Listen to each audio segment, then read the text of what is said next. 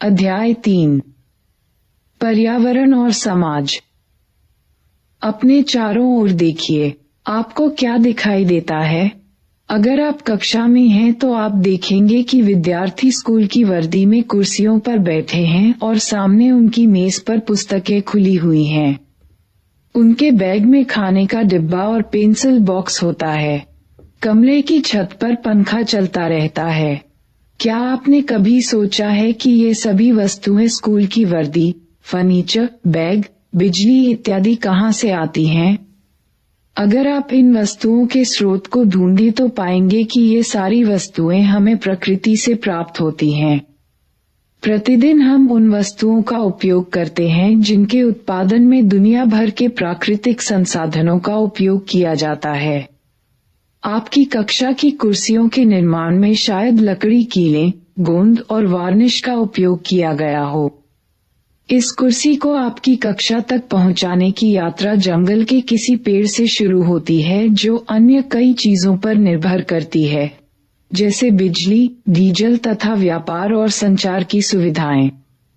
इसके अतिरिक्त रास्ते में कई अन्य व्यक्तियों तथा संस्थाओं की सहायता से यह आप तक पहुंचता है, जैसे लकड़ी काटने वाले कारीगर, सुपरवाइजर, प्रबंधक, वाहन चालक, व्यापारी तथा वे लोग जिन पर स्कूल के फर्नीचर को खरीदने की जिम्मेदारी होती है।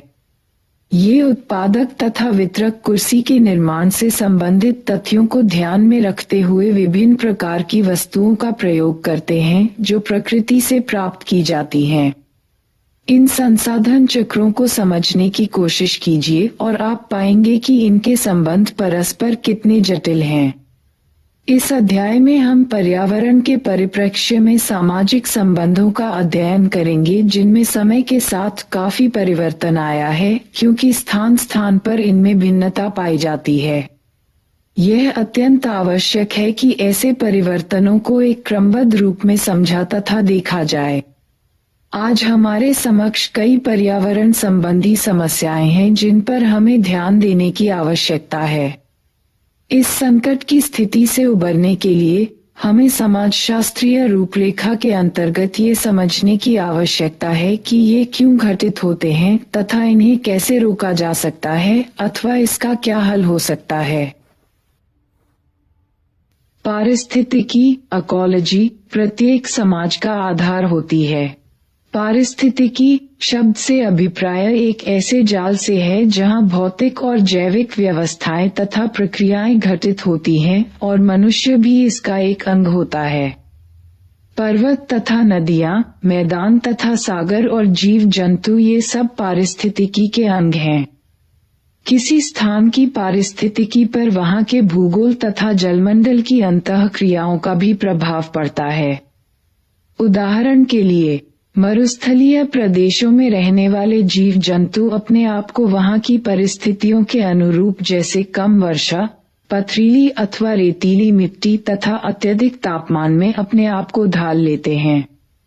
इसी प्रकार पारिस्थितिकीय कारक इस बात का निर्धारण करते हैं कि किसी स्थान विशेष पर लोग कैसे रहेंगे। किंतु समय के साथ साथ मनुष्य की क्रियाओं द्वारा पारिस्थितिकी में परिवर्तन आया है। अगर ध्यानपूर्वक देखें तो हम पाएंगे कि पर्यावरण के प्राकृतिक कारक जैसे अकाल या बाढ़ की स्थिति आदि की उत्पत्ति भी मानवीय हस्तक्षेप के कारण होती है। नदियों के ऊपरी क्षेत्र में जंगलों की अंधाधुंध कटाई नदियों में बाढ़ की स्थिति को और बढ़ा देती है। पर्यावरण में मनुष्य के हस्तक्षेप का एक अन्य उदाहरण विश्वव्यापी तापमान वृद्धि के कारण जलवायु में आने वाला परिवर्तन भी है। समय के साथ पारिस्थितिकीय परिवर्तन के लिए कई बार प्राकृतिक तथा मानवीय कारणों को अलग करना तथा उसमें अंतर करना काफी कठिन होता है। क्रियाकलाप। क्या आप जानते हैं कि रिज इलाके के जंगल, रिज फॉरेस्ट में पाई जाने वाली वनस्पति, वेजिटेशन, क्षेत्रीय नहीं है बल्कि अंग्रेजों द्वारा लगभग सन 1915 में लगाई गई थी।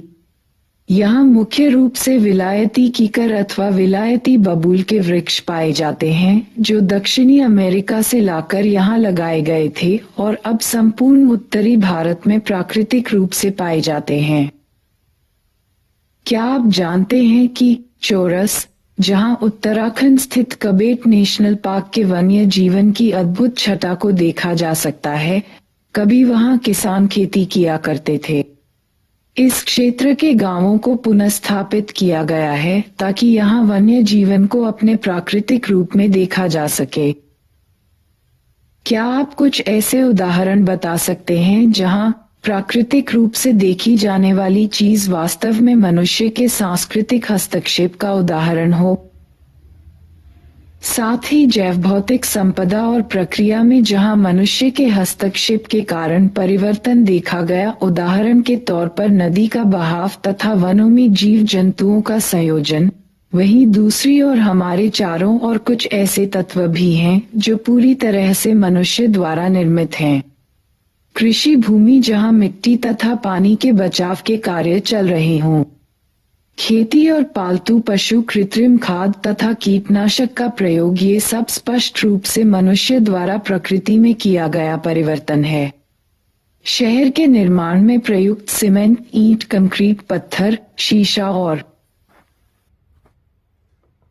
तार हालांकि प्राकृतिक संसाधन हैं, परंतु फिर भी ये मनुष्य की कलाकृति के उदाहरण हैं। सामाजिक पर्यावरण का उद्भव जैव भौतिक पारिस्थितिकी तथा मनुष्य के हस्तक्षेप की अंतःक्रिया के द्वारा होता है। ये दो तरफा प्रक्रिया है। जिस प्रकार से प्रकृति समाज को आकार देती है, ठीक उसी प्रकार से समाज भी प्रकृति को आकार देता है। उदाहरण के तौर पर सिंधु गंगा के बाढ़ के मैदान की उपजाऊ भूमि गहन कृषि के लिए उपयुक्त है। इसकी उच्च उत्पादक क्षमता के कारण ये घनी आबादी का क्षेत्र बन जाता है तथा अतिरिक्त उत्पादन और गैर कृषि क्रियाकलाप आगे चलकर जटिल अधिक्रमिक समाज तथा राज्य को जन्म देते हैं। ठीक इसके विपरीत राजस्थान के मरुस्थल केवल पशुपालकों को ही सहारा देते हैं जो अपने पशुओं के चारे की खोज में एक स्थान से दूसरे स्थान तक भटकते रहते हैं। यह एक उदाहरण है कि किस प्रकार पारिस्थितिकी मनुष्य के जीवन तथा उसकी संस्कृति को आकार देती है। वहीं दूसरी तरफ पूंजीवादी सामाजिक संगठनों ने विश्वभर की प्रकृति को आकार दिया है। निजी परिवहन पूंजीवादी वस्तु का एक ऐसा उदाहरण है जिसने जीवन तथा भूदृश्य को बदला है। शहरों में वायु प्रदूषण तथा भीड़भाड़, प्रादेशिक झगड़े, तेल के लिए युद्ध तथा विश्वव्यापी तापमान वृद्धि आदि पर्यावरण पर होने वाले प्रभावों के कुछ एक उदाहरण हैं। बढ़ता हुआ मानवीय हस्तक्षेप पर्यावरण को पूरी तरह से बदलने में सक्षम है। सामाजिक संगठन के द्वारा पर्यावरण तथा समाज की अंतःक्रिया को आकार प्रदान किया जाता है। संपत्ति के संबंध यह निर्धारित करते हैं कि कैसे तथा किसके द्वारा प्राकृतिक संसाधनों का उपयोग किया जाएगा। उदाहरण के लिए, यदि वनों पर सरकार का आधिपत्य है तो यह अधिकार भी उसे ही होगा कि वह यह निर्णय ले कि क्या वह इसे पट्टे पर किसी लकड़ी के कारोबार करने वाली कंपनी को देना चाहेगी अथवा ग्रामीणों को जंगलों से प्राप्त होने वाले वन्य उत्पादों को। ब्रिटेन में औद्योगिक क्रांति के फलस्वरूप होने वाले पारिस्थितिकी परिणामों को पूरी दुनिया में महसूस किया गया।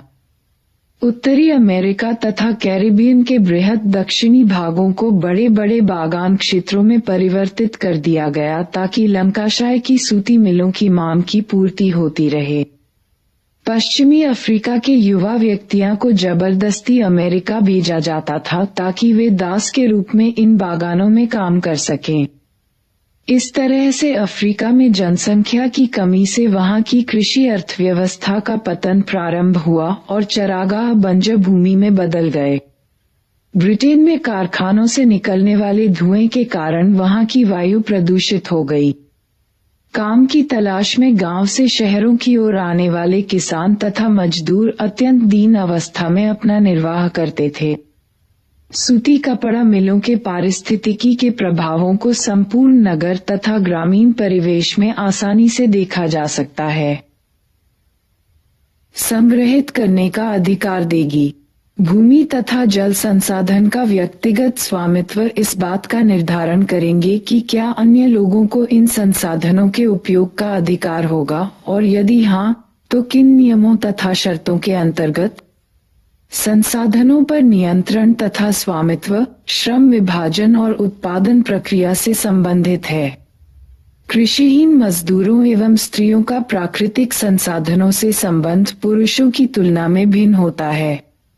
ग्रामीण भारत में स्त्रियां संसाधनों की कमी से ज्यादा प्रभावित होती हैं, क्योंकि ईंधन तथा पानी लाने का काम स्त्रियों का ही होता है, लेकिन फिर भी इन संसाधनों पर इनका कोई नियंत्रण नहीं होता है। विभिन्न सामाजिक समूह किस प्रकार अपने आप को पर्यावरण से जोड़ते हैं? सामाजिक संगठन इसे किस हद तक प्रभावित करते हैं? पर्यावरण तथा समाज के मध्य संबंध उसके सामाजिक मूल्यों तथा प्रतिमानों के साथ ही उनके ज्ञान की व्यवस्था में भी प्रतिबिंबित होते हैं। पूंजीवादी मूल्यों ने प्रकृति के उपयोगी वस्तु होने की विचारधारा को पोषित किया है, जहां प्रकृति को एक वस्तु के रूप में परिवर्तित कर दिया गया है, जिसे लाभ के लिए खरीदा या बेचा जा सकता है। उदाहरणार्थ, नदी के बहुविकल्पीय सांस्कृतिक अर्थों जैसे पारिस्थितिकीय, उपयोगितावादी, धार्मिक तथा सौंदर्यपरकता के महत्व को समाप्त कर इसे मात्र एक उद्यमकर्ता के लिए पानी को हानि या लाभ की दृष्टि से बेचने का कारोबार बना दिया है। समानता तथा न्याय के समाजवादी मूल्यों ने कई देशों में बड़े बड़े जमींदारों से उनकी जमीनों को छीन उन्हें पुनः भूमिहीन किसानों में बांट दिया है। धार्मिक मूल्य धार्मिक हितों तथा विभिन्न किस्मों को संरक्षण दे सके तथा अन्य वर्ग यह मान सके कि उन्हें अपने हितों के लिए पर्यावरण में परिवर्तन करने का दैवीय अधिकार प्राप्त है। पर्यावरण तथा समाज के संबंधों को कई भिन्न परिप्रेक्ष्यों में देखा जा सकता है। इन भिन्नताओं के अंतर्गत प्रकृति पोषण, विवाद तथा व्यक्तिगत विशेषताएं होती हैं, जो पारिवेशिक कारकों से प्रभावित होती हैं या आती हैं। उदाहरणार्थ, क्या व्यक्ति गरीब इसलिए होते हैं क्योंकि वे सहज रूप से कम गुणी या कम मेहनती होते हैं, अथवा भोपाल औद्योगिक दुर्घटना, जिम्मेदार कौन?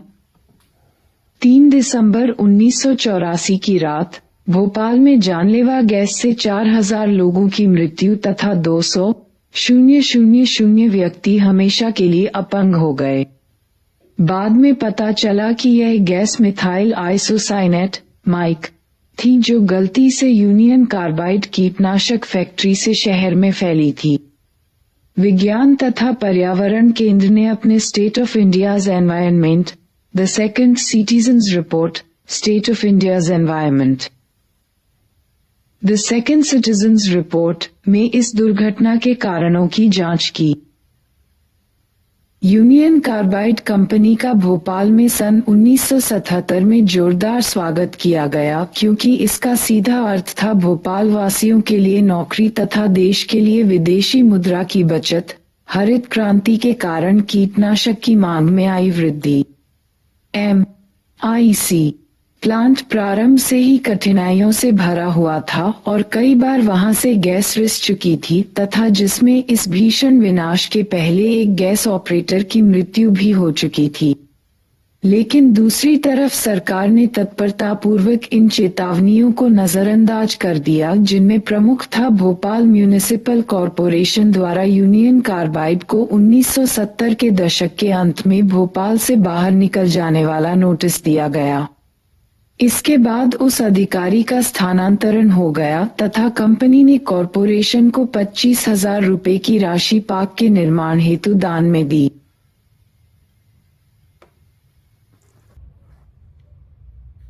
चेतावनियां आती रहीं।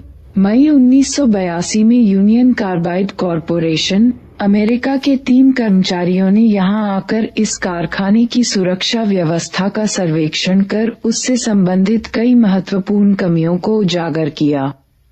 स्थानीय साप्ताहिक पत्रिका रपट में इन तथ्यों को प्रकाशित किया गया, जिसे 1982 तक भविष्यबोधक या पैगंबरी लेखमाला समझा गया।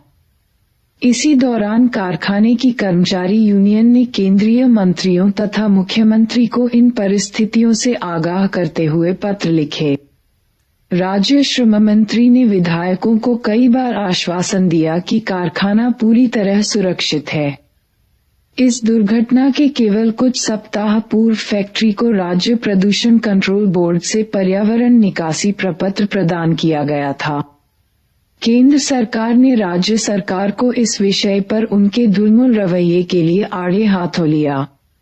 राज्य ने इसे अनुमति देकर न केवल प्लांट की सुरक्षा के अभिलेखों का उल्लंघन किया, बल्कि दूसरी ओर पर्यावरण विभाग के नियमों की भी अनदेखी की। इन नियमों तथा चेतावनियों की अनदेखी क्यों की गई, यह साफ है। इस कंपनी ने शक्तिशाली नेताओं तथा नौकरशाहों के रिश्तेदारों को अपने यहाँ नौकरी दी थी। इसका कानूनी सलाहकार एक महत्वपूर्ण नेता था और इसका जनसंपर्क अधिकारी एक भूतपूर्व नेता का भतीजा था। कंपनी का भव्य अतिथिगृह हमेशा नेताओं के लिए खुला रहता था। ऐसा कहा जाता है कि मुख्यमंत्री की पत्नी ने अपने अमेरिका प्रवास के दौरान कंपनी के भव्यतम स्वागत सत्कार का लाभ उठाया था। इतना ही नहीं, कंपनी ने 1.5 लाख की राशि मुख्यमंत्री के शहर में होने वाले कल्याणकारी कार्यों के लिए प्रदान की। यूनियन कार्बाइड कॉरपोरेशन ने भी इस विनाश में महत्वपूर्ण भूमिका निभाई। भोपाल प्लांट की रूपरेखा ठीक नहीं थी तथा सुरक्षा के स्तर पर इसमें काफी कमियां थीं। इनमें कंप्यूटरीकृत अग्रिम चेतावनी व्यवस्था नहीं थी, जो कि अमेरिका में स्थित कंपनी के प्रत्येक प्लांट का एक अनिवार्य हिस्सा थी। कंपनी ने वहां के निवासियों के साथ मिलकर आपातकालीन स्थिति में फैक्ट्री से लोगों को किस प्रकार निकाला जाएगा, इस पर कोई कार्य नहीं किया था। न तो प्लांट की उचित देखभाल की गई थी और न ही उसे दक्षतापूर्वक चलाया जा रहा था। कर्मचारियों का मनोबल घट गया था क्योंकि प्लांट घाटे में चल रहा था और विक्रय काफी गिर गया था। यह अपनी क्षमता के तीसरे स्तर पर कार्य कर रही थी। कर्मचारियों की संख्या में कटौती की गई और कई अभियंता तथा ऑपरेटरों ने काम छोड़ दिया। इससे बचे हुए लोगों द्वारा सभी कार्य करना असंभव था। कई मशीनें कार्य न करने की स्थिति में पड़ी थीं। विचार विमर्श वे कौन सी सामाजिक संस्थाएं तथा संगठन हैं जो कारखानों में होने वाली दुर्घटनाओं, जैसी भोपाल में हुई थी, में महत्वपूर्ण भूमिका अदा करते हैं। इस तरह की दुर्घटनाओं को भविष्य में रोकने के लिए क्या कदम उठाए जा सकते हैं? स्रोत: state of Indian environment, the second citizens report, the centre for science and environment analysed the reasons behind the disaster. उनका जन्म अच्छी परिस्थितियों में न हुआ हो या फिर उन्हें उचित मौका न मिला हो। पर्यावरण तथा समाज के बारे में सिद्धांत तथा आंकड़े उन सामाजिक परिस्थितियों से प्रभावित होते हैं जिनसे उनका प्रादुर्भाव होता है। अतः इस मान्यता को कि स्त्रियां पुरुषों की तुलना में कम योग्य होती हैं और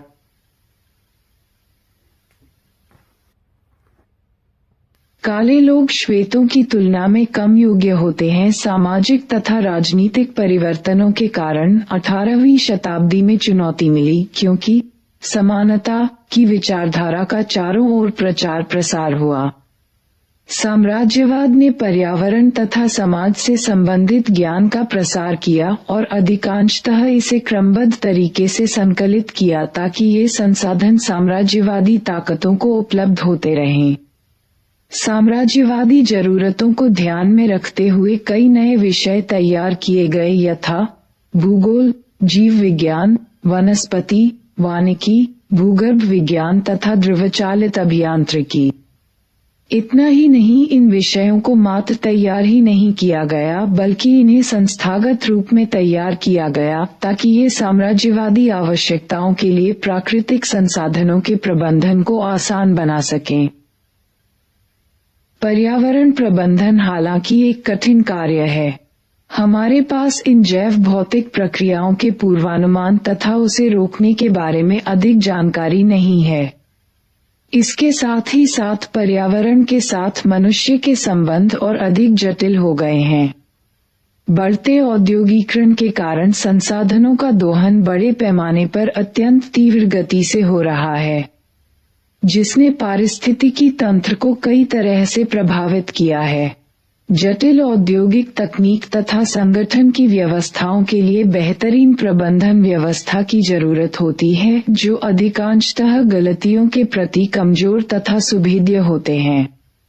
आज हम जोखिम भरे समाज में रहते हैं, जहां ऐसी तकनीकों तथा वस्तुओं का हम प्रयोग करते हैं जिसके बारे में हमें पूरी समझ नहीं है। नाभिकीय विपदा जैसे चेरनोबिल, भोपाल की औद्योगिक दुर्घटना, यूरोप में फैली मैदकाव बीमारी औद्योगिक पर्यावरण में होने वाले खतरों को दिखाते हैं।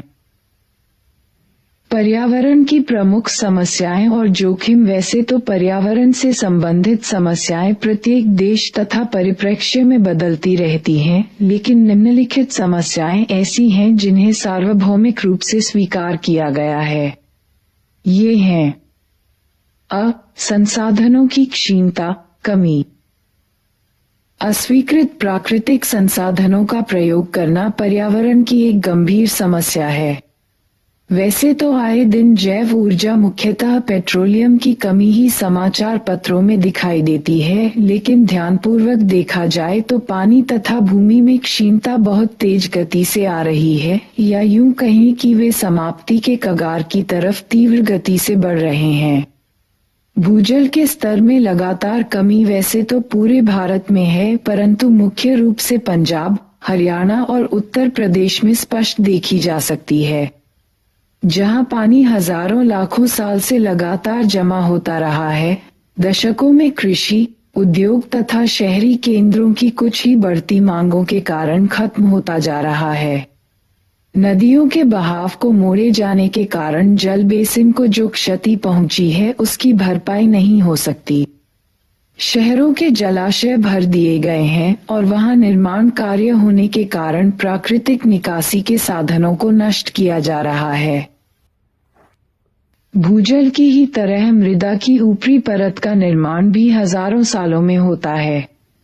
यह महत्वपूर्ण कृषि संसाधन भी पर्यावरण के कुप्रबंधन जैसे भू कटाव, पानी का जमाव तथा खारेपन के कारण नष्ट होते जा रहे हैं।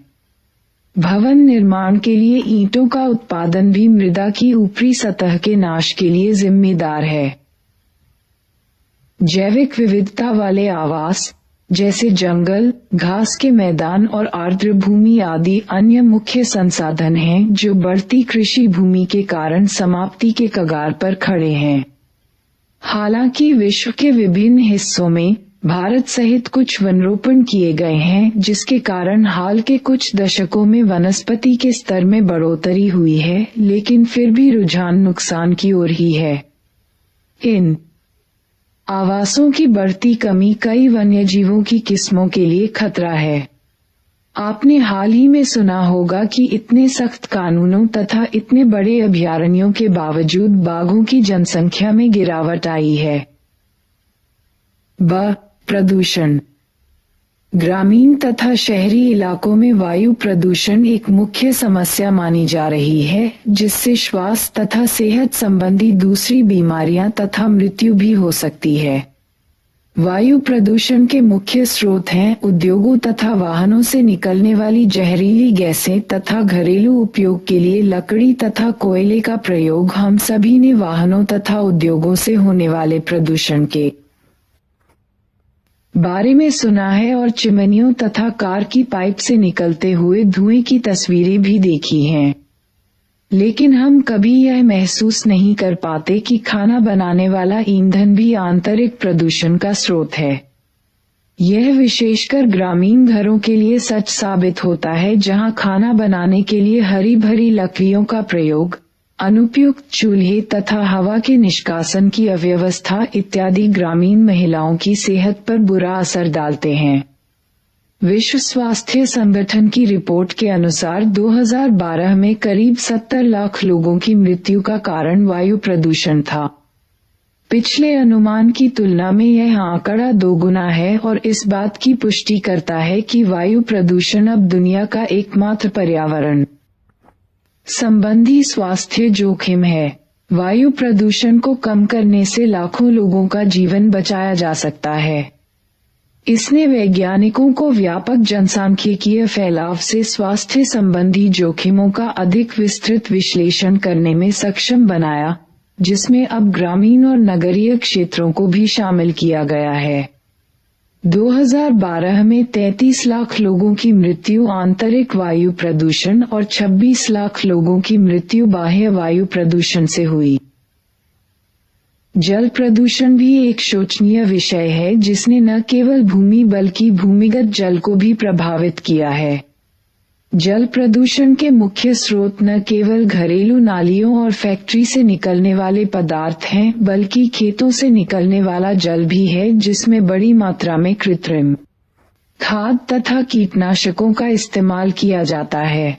विशेषकर नदियों तथा जलाशयों का प्रदूषण इसकी मुख्य समस्या है। शहर ध्वनि प्रदूषण से भी ग्रसित हैं और कई शहरों में यह मामला न्यायालयी आदेशों के अधीन है। इसके स्रोतों में धार्मिक तथा सामाजिक अवसरों पर उपयोग किए जाने वाले लाउडस्पीकर, राजनीतिक प्रचार वाहनों के हॉर्न और यातायात तथा निर्माण उद्योग आदि हैं। करती हैं। इससे विश्व के तापमान में परिवर्तन होने के कारण ध्रुवों के हिम की परतें पिघल रही हैं, जिसके कारण समुद्र तल की ऊंचाई बढ़ती जा रही है। इससे समुद्रों के किनारों पर स्थित प्रदेश जल में निमग्न हो जाएंगे तथा पारिस्थितिक संतुलन पर भी असर पड़ेगा। ग्लोबल वार्मिंग के परिणामस्वरूप जलवायु में उतार चढ़ाव तथा अनियमितता का प्रभाव पूरी दुनिया में देखा जा सकेगा। चीन तथा भारत पूरी दुनिया में सबसे अधिक कार्बन तथा ग्रीनहाउस से निकलने वाली गैसों में योगदान देने वाले देश हैं।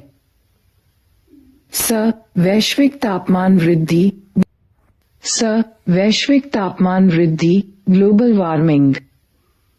पृथ्वी द्वारा छोड़ी गई कुछ प्रमुख गैसें, कार्बन डाइऑक्साइड, मीथेन तथा अन्य गैसें, सूर्य की रोशनी को रोककर तथा उसे वापस वायुमंडल में न जाने देकर ग्रीनहाउस प्रभाव का निर्माण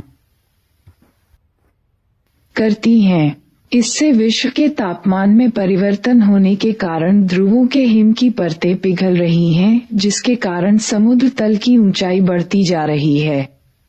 इससे समुद्रों के किनारों पर स्थित प्रदेश जल में निमग्न हो जाएंगे तथा पारिस्थितिक संतुलन पर भी असर पड़ेगा। ग्लोबल वार्मिंग के परिणामस्वरूप जलवायु में उतार चढ़ाव तथा अनियमितता का प्रभाव पूरी दुनिया में देखा जा सकेगा। चीन तथा भारत पूरी दुनिया में सबसे अधिक कार्बन तथा ग्रीनहाउस से निकलने वाली गैसों में योगदान देने वाले देश हैं। Genetically modified organisms. वैज्ञानिक जीन स्प्लाइसिंग की नई तकनीकों के द्वारा एक प्रकार के गुणों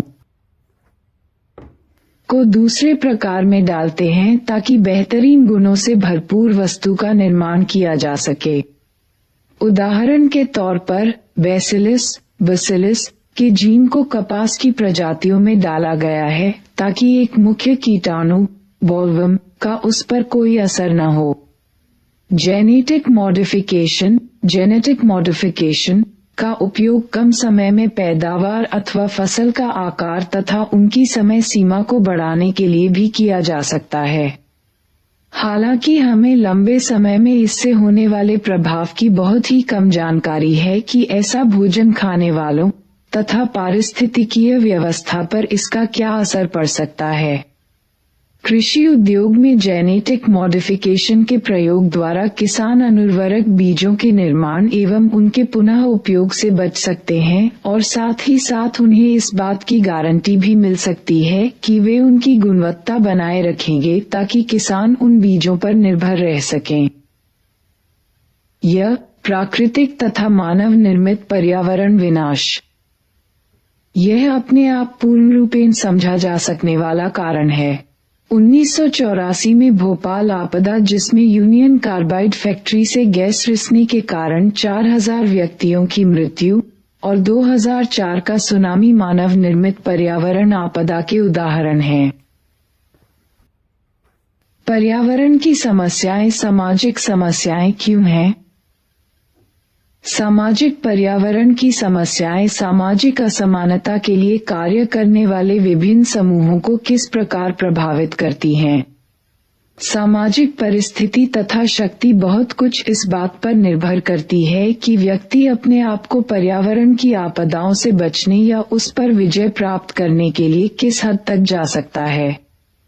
कुछ स्थितियों में उनके समाधान वास्तव में पर्यावरण की असमानताओं को बढ़ा देते हैं।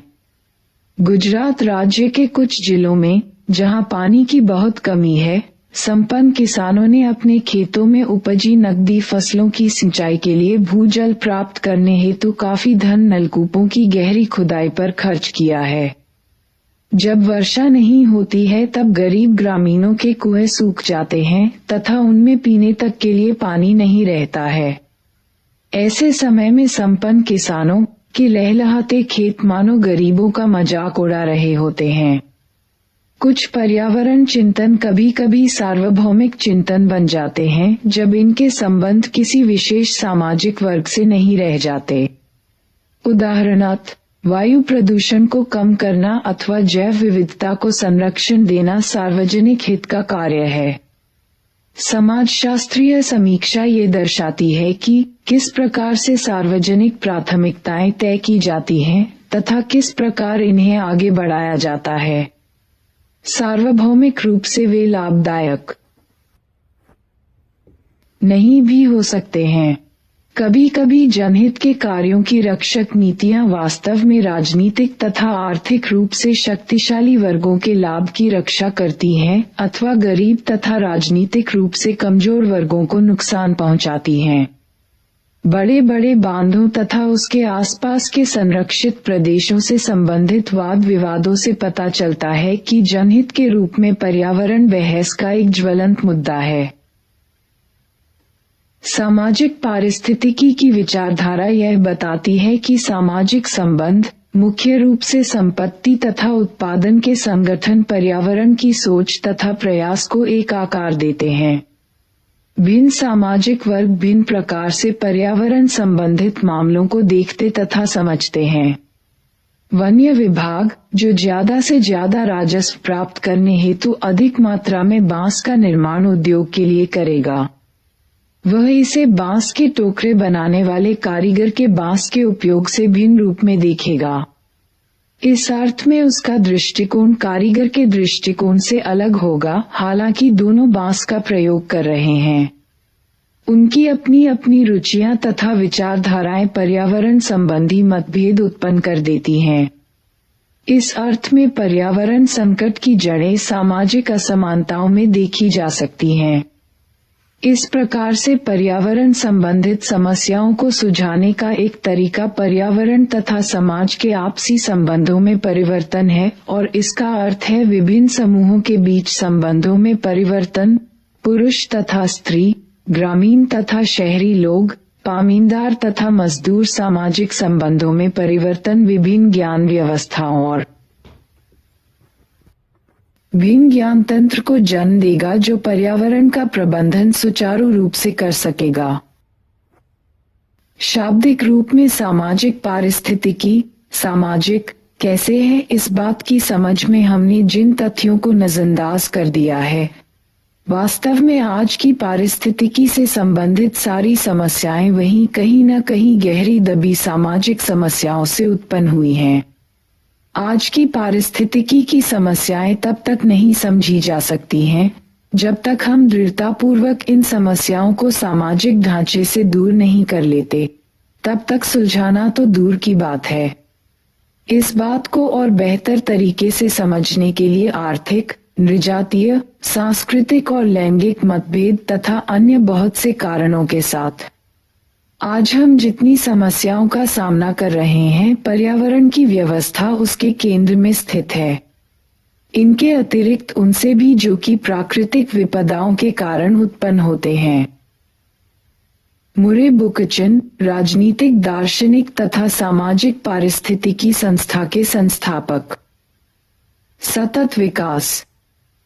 पारिस्थितिकी और अर्थव्यवस्था के बीच एक जटिल संबंध रहा है, लेकिन एक बात निश्चित है कि जब तक दोनों के बीच संतुलन नहीं होगा, तब तक मानवता का भविष्य बेरंग रहेगा। पिछले 300 सालों से जिस तरह से आर्थिक विकास ने प्रकृति को नियंत्रित करने और जनसंख्या के एक वर्ग को लाभ पहुंचाने के लिए बेरहमी से उसके शोषण पर जोर दिया है, उससे हजारों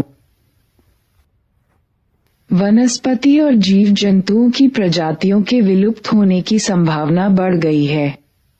गैर नवीकरणीय ऊर्जा के प्रयोग पर जोर और बड़ी संख्या में नई नस्लों की शुरुआत के कारण और औद्योगिक दुनिया की बढ़ती मांग को पूरा करने के लिए पारिस्थितिकी के क्षेत्र में बहुत तबाही हुई है।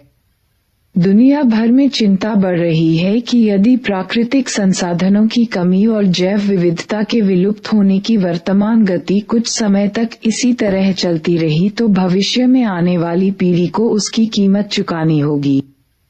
सतत विकास वह विकास है जो भविष्य की जरूरतों को पूरा करने के लिए भविष्य की पीढ़ियों की क्षमता को जाने बिना वर्तमान की जरूरतों के साथ समझौता करता है। इसमें दो प्रमुख अवधारणाएं शामिल हैं। जरूरतों की अवधारणा विशेष रूप से दुनिया के गरीबों की आवश्यक जरूरतें जिनको अतिरिक्त प्राथमिकता दी जानी चाहिए, और वर्तमान और भविष्य की जरूरतों को पूरा करने के लिए पर्यावरण की क्षमता पर प्रौद्योगिकी और सामाजिक संगठन को राज्य द्वारा लगाई गई सीमाओं पर विचार करना चाहिए। ब्रंडलैंड की रिपोर्ट अक्टूबर 1987। आज पूंजीवादी विकास का आधार खपत है। नई चीजों को लागू करने के लिए पुरानी चीजों को नष्ट करना होगा ताकि लोग लगातार नए औद्योगिक उत्पादों का उपभोग करते रहें। दुनिया में असमानता बढ़ रही है। विकास और आर्थिक समृद्धि की मात्रा कभी भी पर्याप्त नहीं होती है, क्योंकि आकांक्षा कभी समाप्त नहीं होती है। इसका मतलब यह है कि गरीब लोग हमेशा हाशिए पर रहते हैं क्योंकि उन्होंने अभी तक अपनी कोई श्रेणी नहीं बनाई है। बहादुरों, इस नई दुनिया में ऐसी विफलता के लिए अब कोई जगह नहीं है। ये योग्यतम के अस्तित्व के बारे में है, जिस तरह से डार्विन इसके बारे में पागलपन की हद तक चला गया था। असहिष्णु क्यों नहीं होना चाहिए? Sunita Narayan, down to earth, 25 जनवरी 2016 में। हम एक असमान दुनिया में रह रहे हैं जहां हम संसाधनों और अवसरों पर नियंत्रण करना चाहते हैं, जहां सामाजिक स्तरीकरण की मौजूदा व्यवस्था ने कुछ लोगों को पहले से ही उपलब्ध संसाधनों और अवसरों के अधिकांश भाग को नियंत्रित करने के आसान अवसर दिए हैं। हमें दुनिया को न केवल खुद के लिए अपितु आने वाली पीढ़ियों तक के लिए सुरक्षित रखना है। हम न तो वर्तमान की जरूरतों से और न ही भविष्य की जरूरतों से अनजान हो सकते हैं। हमें ऐसे समाज का निर्माण करने की आवश्यकता है जहां लोग समान हैं, जहां संसाधनों का न्यायसंगत वितरण होता है, जहां लक्ष्य समावेशी विकास होता है, लेकिन वह जो समावेशी है परंतु अनन्य नहीं है। यही हमें स्थायी बना देगा। इन तथ्यों के प्रकाश में संयुक्त राष्ट्रों के 193 सदस्यीय राज्यों के साथ वैश्विक सिविल सोसाइटी ने एक विचारशील प्रक्रिया के माध्यम से इसका नेतृत्व किया और 17 भूमंडलीय लक्ष्यों के साथ सतत विकास के 196 लक्ष्यों का विकास किया। इन लक्ष्यों को भूतपूर्व संयुक्त राष्ट्र महासचिव बान की मून ने अपनी भावनाओं में व्यक्त किया और कहा कि कोई प्लान बी नहीं हो सकता, क्योंकि कोई बी ग्रह नहीं है। वर्षा नहीं पर जल क्रीड़ा। पानी की भीषण कमी से जूझते हुए विदर्भ क्षेत्र में मनोरंजन तथा क्रीड़ा स्थली की संख्या दिन प्रतिदिन बढ़ती जा रही है। शेगांव में बुल्धाना धार्मिक ट्रस्ट, जो कि एक बहुत बड़ा meditation centre and entertainment park चला रहे हैं, ने एक अन्य पार्क में 30 एकड़ का मानव निर्मित जलाशय बनाने की कोशिश की जो गर्मियों में सूख गया। लेकिन इसके निर्माण की कोशिश में काफी मात्रा में पानी बेकार बह गया।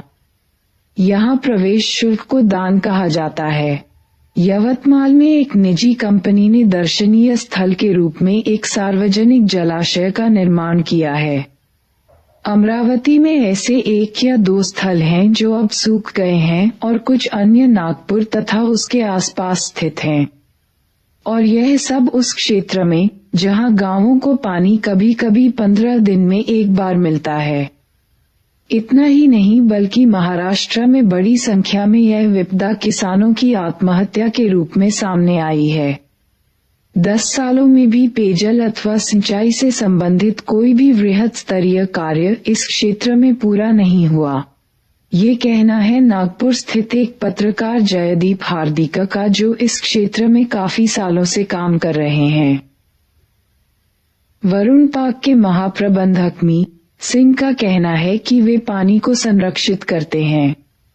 उनका कहना है, हम पानी के दोबारा उपयोग के लिए बेहतरीन फिल्टर प्लांट का इस्तेमाल करते हैं, लेकिन वाष्पीकरण का स्तर इस गर्मी में काफी बढ़ जाता है और पानी का इस्तेमाल केवल जल क्रीड़ा के लिए ही नहीं किया जाता है।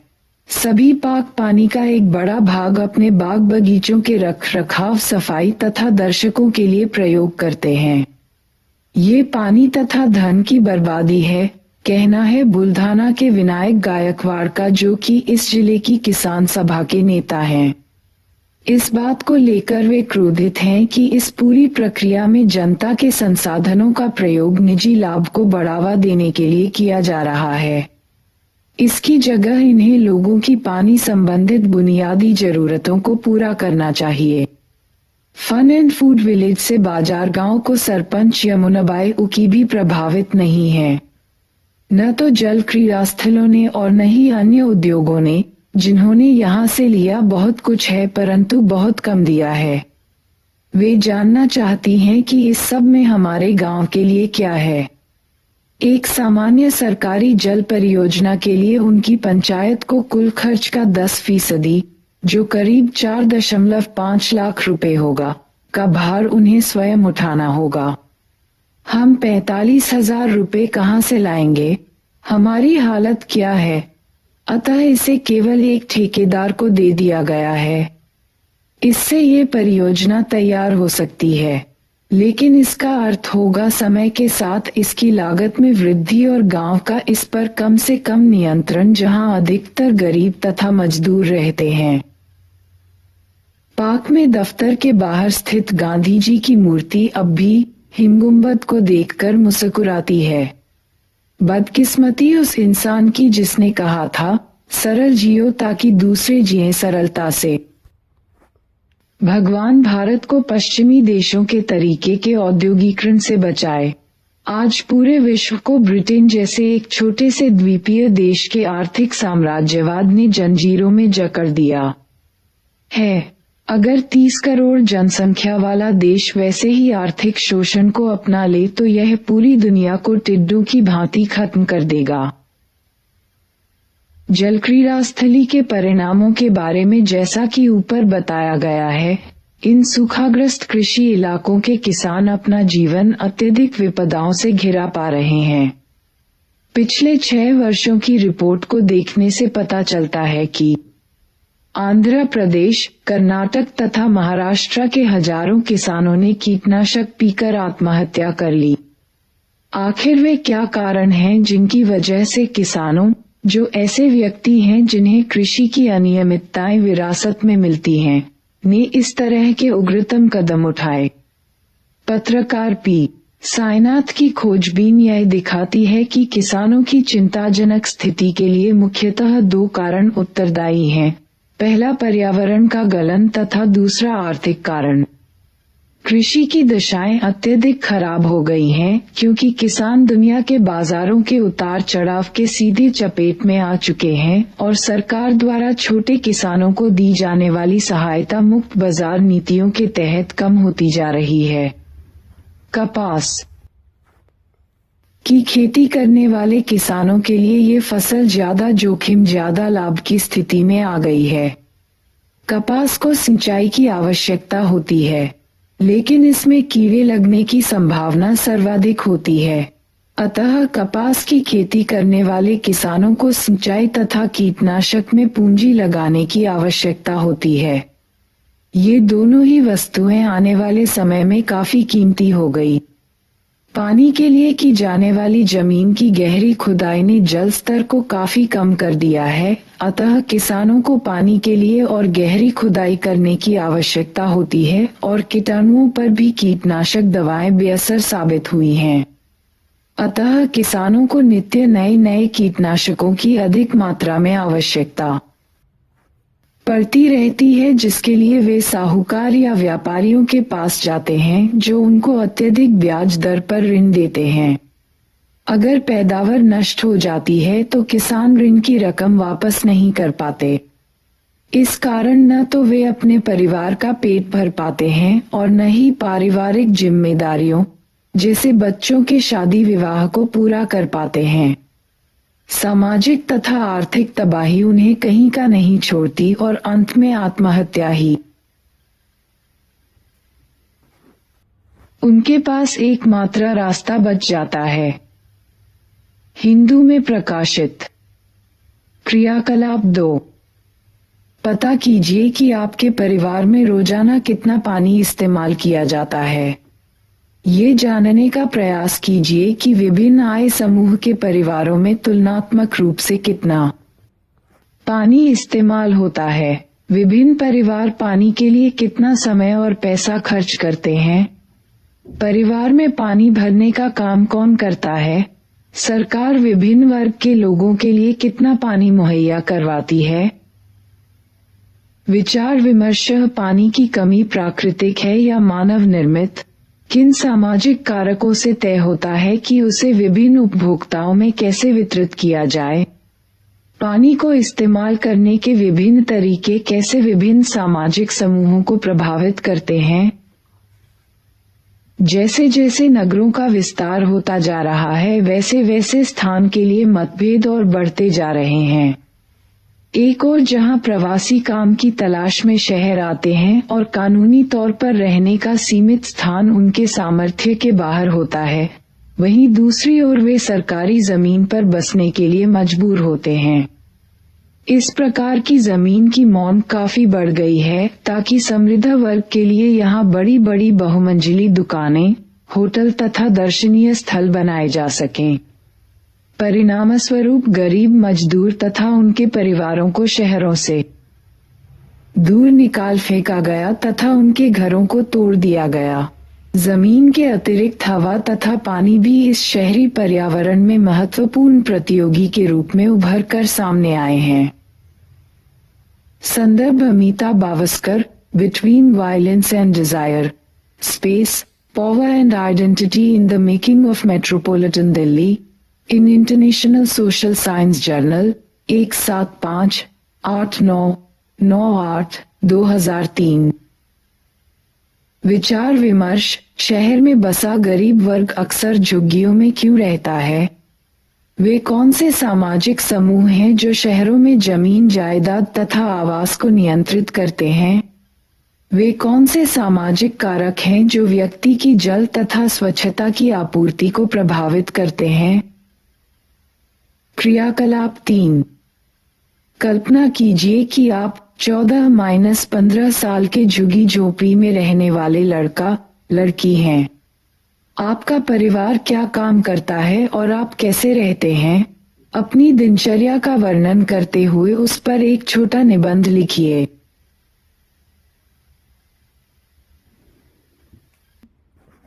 शब्दावली। आर्द्रता विज्ञान, जल तथा इसके प्रवाह का विज्ञान, अथवा किसी देश अथवा क्षेत्र के जल संसाधन का अध्ययन। वनोन्मूलन पेड़ों के काटे जाने के कारण जंगली क्षेत्र में कमी तथा अन्य कारणों के लिए भूमि अधिग्रहण, भूमि को कृषि के उपयोग में लेना। ग्रीनहाउस पौधों को जलवायु की अति मुख्यतः अत्यधिक ठंड से बचाने हेतु ढका हुआ ढांचा, हरित गृह, गर्म घर भी कहा जाता है। बाहर के मुकाबले अंदर का तापमान अधिक होता है। उत्सर्जन मनुष्य द्वारा प्रारंभ की गई प्रक्रिया के कारण छोड़ी गई गैसें मुख्यतः उद्योगों तथा वाहनों के संदर्भ में।